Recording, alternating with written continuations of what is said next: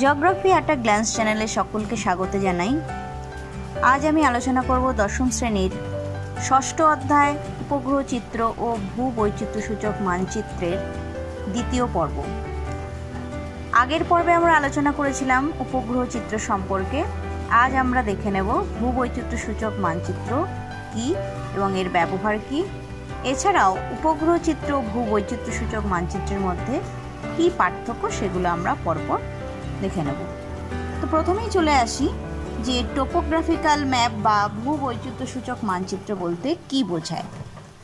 এটি হলো এক বিশেষ ধরনের বৃহৎ স্কেলের মানচিত্র, যেখানে রেখা, রং ও প্রতীক চিহ্নের মাধ্যমে ভূপ্রকৃতি, নদ নদী, জলাশয়, উদ্ভিদ, জনবসতি, যোগাযোগ ব্যবস্থা প্রভৃতি ভৌগোলিক উপাদানগুলিকে বিশদভাবে আলোচনা করা হয় এবং চিত্রায়িত করা হয়। এই মানচিত্রের বৈশিষ্ট্য কী? এটি বৃহৎ স্কেলের মানচিত্র এবং এটি সুনির্দিষ্ট স্কেলে আঁকা হয়। এছাড়া এই মানচিত্রে অক্ষাংশ ও দ্রাঘিমার বিস্তার নির্দিষ্ট থাকে এবং প্রতিটি মানচিত্রের একটি নির্দিষ্ট নাম্বার থাকে। জরিপ কার্যের মাধ্যমে এই মানচিত্র প্রস্তুত করা হয়। বর্তমানে উপগ্রহ চিত্র ও আকাশচিত্রের থেকে প্রাপ্ত তথ্যের উপর ভিত্তি করে এই মানচিত্রকে আরও নিখুঁতভাবে পরিবর্ধন ও পরিমার্জন করা হয়। আর কি, বাদামি রঙের সমোন্নতি রেখার সাহায্যে ভূমির উচ্চতা দেখানো হয়ে থাকে। এছাড়াও নানা রকম বৈশিষ্ট্য আছে, সেগুলো যখন তোমরা উঁচু ক্লাসে পড়বে তখন জানতে পারবে। যেমন লাল রং দিয়ে রেখা টানা হলে সেটা পাকা রাস্তা বোঝায়। এরকম অনেক রকম সিম্বল আছে, সেগুলো দিয়ে ভূবৈচিত্র্যসূচক মানচিত্রে বিভিন্ন উপাদানকে দেখানো হয়ে থাকে। এবার দেখে নিই আমরা কেন টোপোগ্রাফিক্যাল ম্যাপ গুরুত্বপূর্ণ। কি কারণে? 1 নম্বর হলো কোনো অঞ্চলের প্রাকৃতিক ও সাংস্কৃতিক উপাদানগুলি সম্পর্কে ধারণা জন্মায় এবং এগুলি বিশ্লেষণ করা যায়। এছাড়া টোপোগ্রাফিক্যাল মানচিত্র ও উপগ্রহ চিত্রের তুলনা করে সেই অঞ্চলে ভৌগোলিক বিষয়ের কী পরিবর্তন ঘটল তা জানা যায়।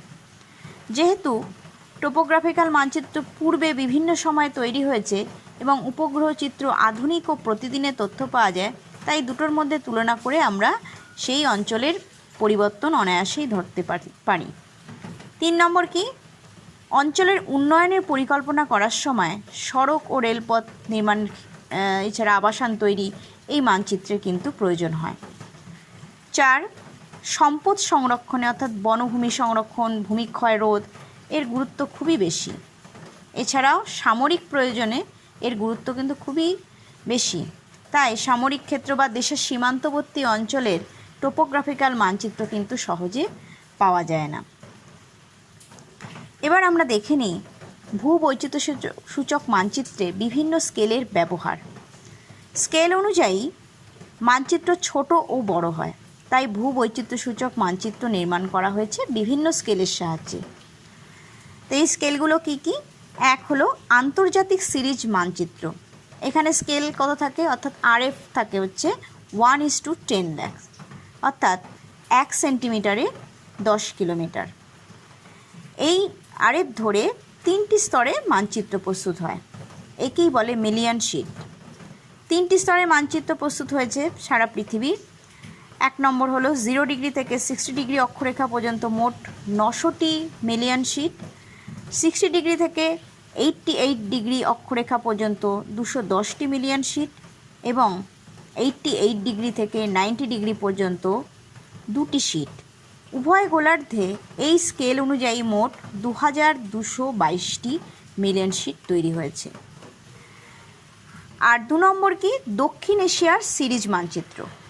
দক্ষিণ ও পশ্চিম এশিয়ার বিভিন্ন দেশের মানচিত্র এই সিরিজের অন্তর্গত। স্কেল কত? 1:2 লাখ। আর 3 নম্বর হলো ভারত ও প্রতিবেশী দেশের মানচিত্র। 4 ডিগ্রি অক্ষরেখা ও দ্রাঘিমা রেখার ব্যবধানে ভারত ও প্রতিবেশী দেশসমূহের মানচিত্র প্রস্তুত করা হয়। এটি 4 ডিগ্রি মানচিত্র নামে পরিচিত। এর স্কেল কত? অর্থাৎ RF হচ্ছে 1:10 লাখ। বর্তমানে এই মানচিত্র কিন্তু অপ্রচলিত। এখানে এরপর আমরা দেখে নেব যে ভারতীয় সর্বেক্ষণ বিভাগের টোপোগ্রাফিক্যাল মানচিত্র কিভাবে প্রস্তুত হয়? জরিপ কার্যের মাধ্যমে মানচিত্র নির্মাণের জন্য ভারতীয় সর্বেক্ষণ বিভাগ অর্থাৎ সার্ভে অফ ইন্ডিয়া ভারতীয় উপমহাদেশকে 4 ডিগ্রি উত্তর থেকে 40 ডিগ্রি উত্তর অক্ষরেখা এবং 44 ডিগ্রি পূর্ব থেকে 104 ডিগ্রি পূর্ব দ্রাঘিমারেখা পর্যন্ত অংশকে 4 ডিগ্রি ইন্টু 4 ডিগ্রি গ্রিডে ভাগ করে। মোট গ্রিডের সংখ্যা হয় 135টি এবং প্রত্যেকটি গ্রিডের একটি সংখ্যা মান দেয়া থাকে। আবার এই গ্রিড যদি সমুদ্র বা জলভাগে পড়ে তাহলে কিন্তু তার সংখ্যা দেয়া হয়নি, তাই প্রকৃত গ্রিডের সংখ্যা মান হয় 106টি, অর্থাৎ 1 থেকে 106টি। ভারতীয় সর্বেক্ষণ বিভাগের তৈরি বিভিন্ন স্কেলের ভূ বৈচিত্র্যসূচক মানচিত্রগুলি হলো, এক হলো মিলিয়ন শিট।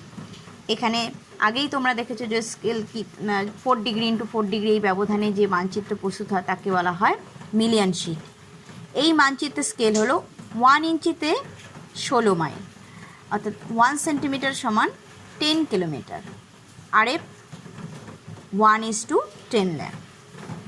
ডিগ্রি শিট বা 1 ইঞ্চিতে 4 মাইল সিরিজের ক্ষেত্রে 4 ডিগ্রি বাই 4 ডিগ্রি শিটকে 16টি ভাগে ভাগ করে একে আবার 1 ডিগ্রি ইন্টু 1 ডিগ্রি অর্থাৎ এ থেকে পি পর্যন্ত অক্ষর দ্বারা সূচিত হয়।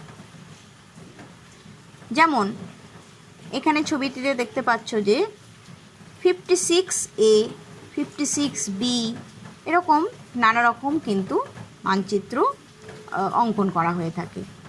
এই মানচিত্রের স্কেল হলো 1 ইঞ্চিতে 4 মাইল বা 1:2,53,440।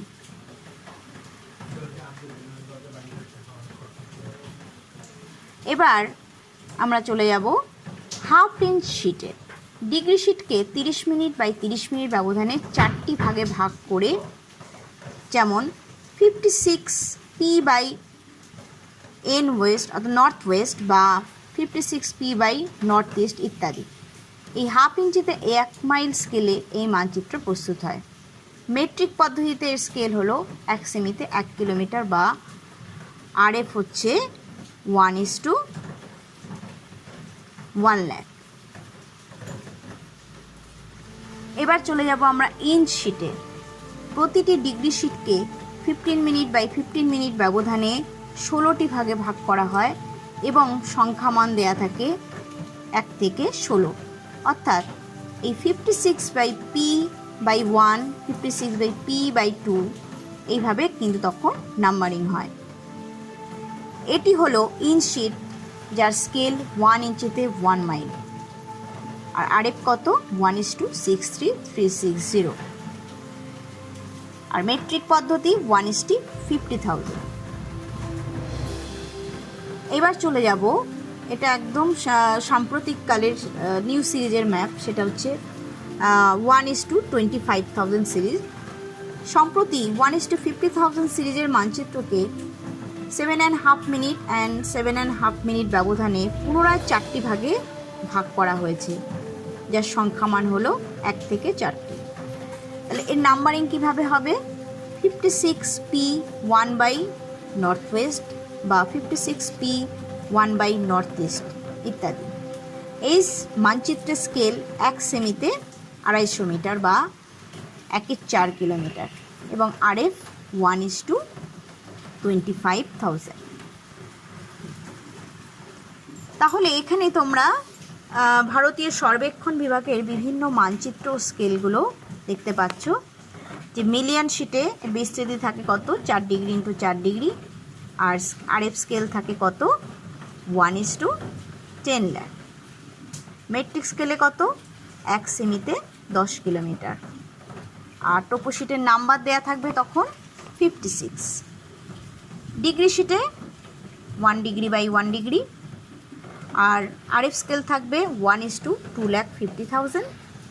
মেট্রিক স্কেলে তখন স্কেল হবে কত 1 সেমিতে 2.5 কিলোমিটার, আর এর নাম্বারিং তখন চলে আসবে 56 বাই পি অথবা এ ই যে কোনো একটা কিছু হতে পারে, সেটা পি পর্যন্তই হবে।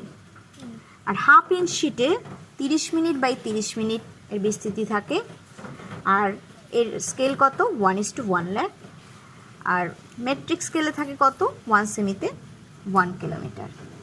তখন নাম্বারিং কিভাবে হবে, এই 56/P গ্রিডকে এবার ভাগ করা হয়েছিল, তোমরা দেখেছিলে north west, north east, south west, south east, সেইভাবেই তখন হবে 56P/নর্থ east. Inch sheet 15 minute into 15 minute এর বিস্তৃতি, আরএফ স্কেল থাকবে 1:50,000, 1 সেমিতে মেট্রিক স্কেল হবে 1/2 কিলোমিটার, আর নাম্বারিং হবে 56P/1।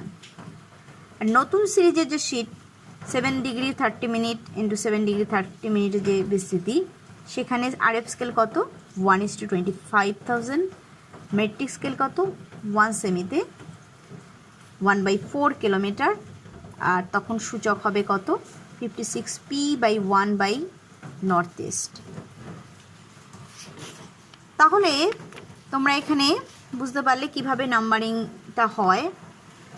এবার আমরা দেখে নিই যে উপগ্রহ চিত্র ও ভূবৈচিত্র্যসূচক মানচিত্রের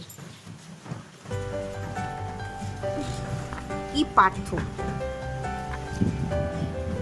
এখানে দেখো তোমরা পরপর দেখতে পাচ্ছ যে মানচিত্রের প্রকৃতির ওপর ভিত্তি করে যদি আমরা দেখি, ভূবৈচিত্র্যসূচক মানচিত্র নির্দিষ্ট অঞ্চলে জরিপ কার্যের মাধ্যমে তথ্য মানচিত্রে চিত্রায়িত হয়, আর উপগ্রহ চিত্রের ক্ষেত্রে কি কৃত্রিম উপগ্রহের মাধ্যমে সেন্সর বা ক্যামেরার সাহায্যে তথ্য সংগৃহীত হয়।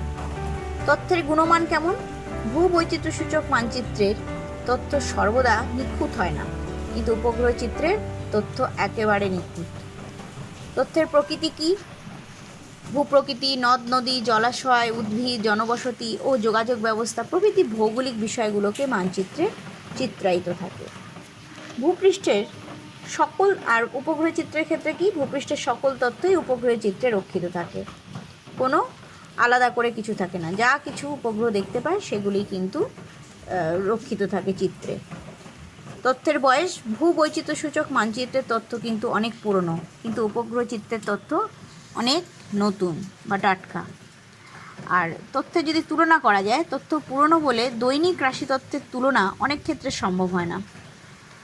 আর এদিকে উপগ্রহ চিত্রে টাটকা তথ্য এবং সর্বদা পরিবর্তিত তথ্য সংগ্রহ করা যায় বলে তুলনামূলকভাবে কাজ করতে সহজ হয়।